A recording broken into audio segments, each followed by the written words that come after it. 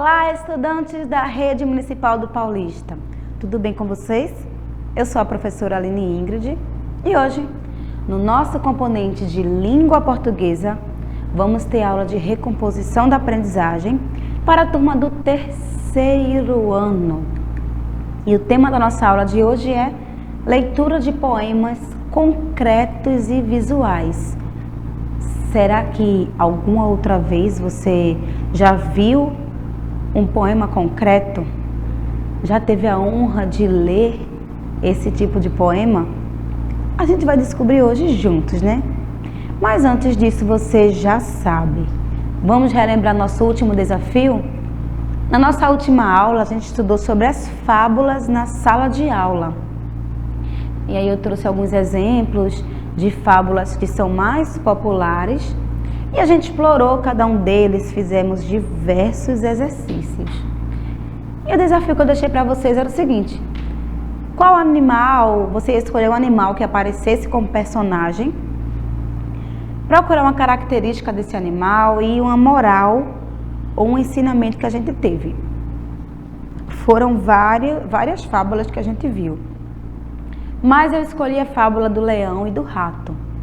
E ó como ficou a minha tabela. Animal que aparece como personagem, no caso é o leão. Uma característica positiva ou negativa que são próprias do ser humano, no caso é valente, bravo, né? Que o leão nas histórias geralmente ele é o rei, ele manda em tudo, ele é muito bravo. E qual foi o ensinamento? De acordo com a história que a gente aprendeu, em que o leão estava lá deitado e os ratinhos estavam brincando em cima dele. O leão acordou e viu um ratinho e aí poupou a vida dele. Mais à frente, quando uma rede conseguiu capturar esse leão, o ratinho conseguiu salvar ele, né? E a moral que eu coloquei aqui é que sempre vamos precisar da ajuda de alguém. Muitas vezes a gente pensa assim, ó, que aquela pessoa nunca vai poder me ajudar, não vou fazer um favor por ela, mas sempre vamos precisar da ajuda, porque a gente vive em sociedade, tá? Esse aqui foi só um exemplo, mas você poderia ter feito com outros tantos animais que apareceram, né? Rato, raposa, corvo, enfim. Você pode ter escolhido qualquer um animal que aparecia em uma das fábulas, tá? Agora vamos para a aula de hoje, né? Lá vem o poema. Leitura aqui, leitura acolá. Você gosta de ler poemas? Geralmente nos nossos livros encontramos diversos poemas. Nas ruas existem alguns cartazes com poemas e na internet também. As pessoas cada vez mais estão interessadas em escrever, em combinar as palavras. Isso é uma coisa muito boa. Se você nunca criou um poema, sugiro que você comece a tentar falar sobre alguma coisa que você gosta, tentar encontrar a rima perfeita. Recentemente aqui na nossa cidade, tivemos o concurso, né, de carona com a poesia, onde os alunos lá do 5º ano, eles criam um poema e esse poema vai ser escolhido por uma banca de pessoas. E os melhores poemas, eles ficam expostos nos ônibus. Então, se você estiver aí qualquer dia desse passeando de ônibus e ver um cartaz com um poema, vai estar lá, ó, de carona com a poesia. É um projeto aqui da nossa educação. Você, ano que vem vai estar no 4º ano, mas ó, no outro ano já vai ser 5º e vai estar participando desse poema. Então, se você já tiver alguns poemas escritos, vai ser mais fácil você ganhar a premiação, porque ó, existe premiação para as pessoas que têm o seu poema selecionado, tá? Além de todos que usam os ônibus poderem ler o poema, existem outras premiações também, tá bom? Aí eu trouxe para iniciar esse poema aqui, que o nome dele é A Primavera Endoideceu. Eu sei que você está visualizando aí um desenho, né, de alguma coisa, mas esse é um tipo de poema que a gente vai explorar hoje. E diz assim, ó: nos meus olhos zumbiam 1000 abelhas e me fitavas detrás da cerca dos cílios. Zum, zum, zum, zum, bem me quer, Mal me quer. Bem me quer, mal me quer. Diferente esse poema, né? Um formato engraçado. Ó, de qual assunto trata esse poema? Ele fala sobre o quê? Nós temos aqui falando um pouquinho sobre abelhas, sobre flores, sobre um pouquinho de amor também, né? E como será que o escritor organizou? Quando você olha, qual é a figura que você vê? Temos uma flor. E esse é um exemplo de poema concreto visual, porque o artista, o escritor, ele tenta preencher a página em branco usando as letras para formar algumas figuras que dê mais característica ao seu poema. Nesse caso, como ele estava falando de abelhas, falando de flores, o autor, que o nome dele é Sérgio Caparelli, ele resolveu fazer esse formato de flor. E aí ele acaba dando mais sentido a essa leitura, tá? Aqui tem outro exemplo um pouco diferente, mas que eu vou precisar da sua atenção para que a gente responda as perguntas, tá? Diz assim, ó, gato pensa? Dizem que gato não pensa, mas é difícil de crer. Já que ele também não fala, como é que vai saber? A verdade é que o gatinho, quando mija na almofada, vai depressa se esconder. Sabe que fez coisa errada. E se a comida está quente, ele, antes de comer, muito calculadamente, toca com a pata para ver. Só quando a temperatura da comida está normal, vem ele e come afinal. E você pode explicar como é que ele sabia que ela ia esfriar? Temos aí um poema do escritor Ferreira Goulart. Então, que estranho, né? Vamos ver se você viu bem aí o que aconteceu nesse texto para fazer umas perguntas, porque vamos ter outros modelos de poemas sobre gatos. Esse aqui é uma estrutura da que a gente está mais acostumado a ver, com versos, com estrofes, tá? Mas qual é o assunto do poema? Fala sobre o quê? Os hábitos de um gato, né? Fala sobre o gato. Mas, de acordo com o poema, o que é difícil de crer? O que é que ele falou? O que é difícil de acreditar? Que os gatos não pensam, né? Porque ele trouxe pra gente várias coisas que afirmam que sim, que os gatos pensam. Qual foi o ato errado que o gato praticou no poema? Teve uma coisa ali que ele fez e no poema informa de que quando o dono estivesse chegando, ele ia logo correr para se esconder. E foi, ó, mijar na almofada, fazer xixi na almofada. Qual é a preocupação que o gato tem antes de comer alguma coisa? O que é que ele vai verificar? A temperatura, né? Ele coloca a pata para ver se o alimento está muito quente. E como a temperatura da comida deve estar para o gato comer? Muito quente ele não come, né? Ele coloca lá a patinha para ver a temperatura. Então, tem que estar numa temperatura normal, uma temperatura ambiente. E para que serve um poema? Primeira opção, para ensinar o leitor a preparar um alimento.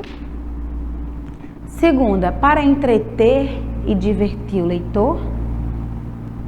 Terceira opção, para anunciar a venda de um gato. Ou quarta opção, para divulgar informações científicas. Qual dessas opções se encaixam melhor sobre um poema? Resposta certa, ó, entreter e divertir o leitor. Quando a gente lê um poema, a gente se diverte. Esse do gato mesmo, né, tem algumas informações que a gente ficou meio reflexivo. E aí, será que o gato pensa ou será que o gato não pensa? Agora, olha só. Vocês acabaram de observar um poema numa estrutura mais tradicional, falando sobre o gato. Mas esse poema aqui, só de piscar os olhos, você acha que ele vai falar sobre o que também? Sobre um gato, né? Mas a diferença do primeiro para esse é que esse aqui tem toda uma estrutura visual que a gente consegue, mesmo antes de ler o poema, identificar o assunto que se trata. E nesse caso, ó, Canção para Ninar, do gato com insônia. Então diz assim, ó, rom, rom, rom, rom, rom, rom, rom, rom, rom. São as palavras que compõem aí esse poema. Ele colocou esse símbolozinho do Z, nessa onomatopeia, para a gente entender que o gato está dormindo ou está querendo dormir. Então, olha só, dessa vez o autor não colocou tantas informações, mas devido à estrutura visual, a gente consegue entender bem o que é que esse poema quer repassar, né? E esse é um poema com a estrutura diferente do primeiro poema. Todos eles falavam sobre gatos, mas a estrutura é diferente. Olha aqui esse também que fala sobre gato. Aquele primeiro, ele vinha, ó, separado por estrofes. O segundo poema tinha uma estrutura visual. Já esse aqui, ele vem todo seguido, seus versos, as suas linhas. E ele também já chegou a virar uma canção, tá? É um poema de Vinícius de Moraes que fala sobre o gato. Com um lindo salto, leste e seguro, o gato passa do chão ao muro. Logo mudando de opinião, passa de novo do muro ao chão. E pega, corre bem de mansinho, atrás de um pobre passarinho. Súbito, para como assombrado, depois dispara, pula de lado. E quando tudo se lhe fadiga, toma o seu banho, passando a língua pela barriga. Então temos outro poema que também fala um pouco da estrutura, dos hábitos dos gatos, mas que é diferente. 3 poemas sobre gatos, cada um com informações um pouco diferentes, cada um com a sua estrutura, tá? E esse poema aqui, o nome dele é Xícara. Quando você olha, você consegue identificar algum tipo de imagem? Qual imagem que a gente vê? Combina até com o título do poema, né? Que é a imagem de uma xícara. Agora eu vou ler para vocês, que diz assim, ó. Na tarde fria de julho, voa o cheiro, o barulho do café descendo, quente pelo bule reluzente. E me pergunto já em prosa, existe coisa mais gostosa? O nome do autor desse poema é Fábio. E além de criar esse diálogo sobre o café, o cheiro do café, o barulho, ele também criou uma estrutura visual, né? Que a gente consegue ver com o jogo aí das palavras, a posição das palavras, que tem uma xícara, que tem uma fumacinha saindo também. E qual é a relação, então, entre o nome do poema e o desenho? Será que o nome do poema e o desenho tem uma relação? Tem, né? O poema e a imagem, eles falam sobre uma xícara de café. Então, eles estão combinando. Sempre que a gente encontrar um poema concreto, um poema visual, aquilo que vai estar escrito nele vai ter que combinar com a visão, o desenho que foi feito, tá? Então, eu não vou usar as letras para criar um desenho de uma cobra, se aquele poema não vai falar sobre cobra. Então, eles têm que conversar entre si, tá bom? A gente já viu o da primavera, o autor fez uma flor, porque flor combina com primavera, combina com abelha. Vimos o do gato, né? Para o gato dormir, era um formato de um gato, mas era o som de um gato roncando. E aqui temos o poema Xícara, que fala sobre o café. Será que existe alguma coisa mais gostosa que o café? Mas que também traz a estrutura da xícara, tá bom? Agora temos esse outro poema aqui. Antes de ler para você, qual é a primeira imagem que lhe vem à mente quando você olha para esse poema? Você pensa rapidamente em quê? Em um coração, em amizade, em amor, em pessoas? A gente pensa logo no coração, né? A primeira coisa que a gente vê é um coração. Agora eu vou ler para vocês o texto e depois vamos ver qual é o tema dele, né? Que ele diz assim: quero um dia dizer às pessoas que nada foi em vão, que o amor existe, que vale a pena se doar às amizades e às pessoas, que a vida é bela sim e que eu sempre dei o melhor de mim e valeu a pena. É um poema de Mário Quintana, tá? Agora que vocês já sabem o que está falando nesse poema, qual é o tema? Ele fala de tristeza, vida, ódio ou de amor e dedicação? E aí? Porque de início, quando a gente olhou, identificamos logo um coração. Mas depois que eu fiz a leitura do poema, qual é o tema dele? Amor e dedicação, né? Amor às amizades, dedicação às pessoas. E o autor, ele afirma, que sempre deu o melhor dele, que nada foi em vão e que valeu a pena. Certo? Bastante interessante, né? Não é apenas o formato de um coração, é toda uma situação, uma inspiração para a gente poder levar para a vida, tá bom? Mais um poema concreto chegando aqui. Esse formato vai lembrar que animal? Bem fácil esse, né? Lembra um cachorro. Mas além das letras, o que é que também foi usado nesse caso para fazer parte do poema? Até então a gente só observou estruturas usando letras. Mas aqui usaram algumas outras coisas, né? Que foi, olhos, focinho e a língua do animal também. Diz assim, meu cãozinho quer ser herói. E agora, o que fazer com esse cowboy? Não consegue segurar a alegria. Tem uma cauda que é louca felicidade em viva rebeldia. Nem merece ser chamado de cachorro. Então, o poema fala sobre o cachorrinho e as palavras, mais uma vez, foram usadas para poder dar uma estrutura ao texto. Agora, observa bem esse poema de Ronaldo Azeredo que eu trouxe para você. E o nome dele é Velocidade.